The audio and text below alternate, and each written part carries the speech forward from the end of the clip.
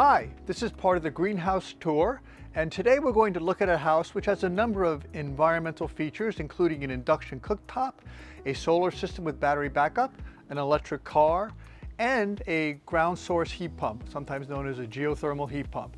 So welcome. This is the first thing we're going to show you, an induction cooktop.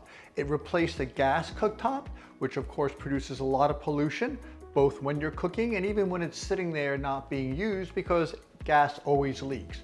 This cooktop is great. For one thing, as you can see, it's incredibly easy to clean. It boils water really fast. It's a very accurate cooking. It can be controlled very precisely. And again, it does not use any fossil fuels. So it's been a major improvement in our cooking in the house. This is our electric lawnmower. We use it to mow the entire lawn, maybe in one shot. It might take 2 shots.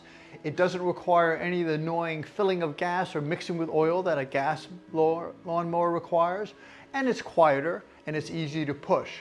The charging is done with one battery. You could have multiple batteries if you really want to make sure you can get your lawn done in one fell swoop, but we typically will take a break in between.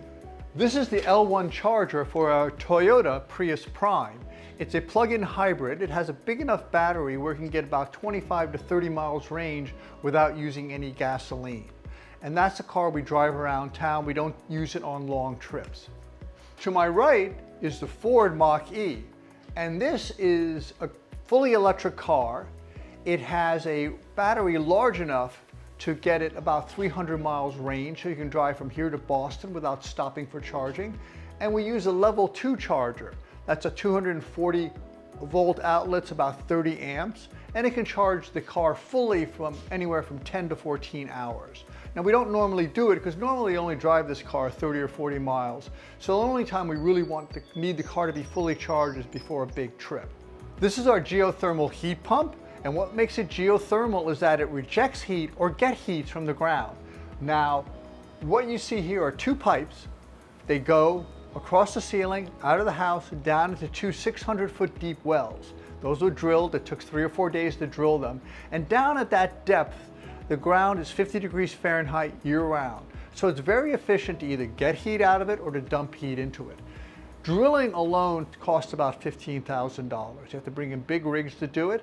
The overall system cost is about $30,000. Now, an added benefit was, as it turned out, we had to replace our hot water heater, a gas model, about a year before we got this. But what they were able to do is add another tank where the geothermal system preheats the water, so the gas doesn't have to work as hard and we burn less gas. This is our heat recovery ventilator, and what this does is it exchanges all the air in the house with outside air every 3 hours. But when it does that, it transfers the heat from inside or to the air coming in, so you don't lose a lot of heat. It's a very efficient way of doing it. One of the advantages of it is that if people close their doors to their rooms at night, you're still getting the air exchanged, so you don't have to worry about the room's getting really stuffy. Now this is a 2,400 square foot house, and this is a fairly small unit. And it's really advantageous, in particular if you have a very tight house, which most modern houses are quite tight. So you actually don't have to open any windows to get fresh air. This is our solar power system. It gets DC power from the solar panels on the roof, and it converts it to AC in the inverter. But what the inverter also does is it delivers DC power to the batteries, and the batteries are used as backup storage for the house. And the batteries are charged by the solar system, but they also can be charged from the grid via the inverter. Now, the reason we put batteries in was because prior to Hurricane Sandy, we had a solar power system. But when the grid went down, the system had to go down. That was annoying because we had nice sunny days after that, still no power. This allows us to isolate ourselves from the grid so that we become a self-contained power system without any grid input for an indefinite amount of time.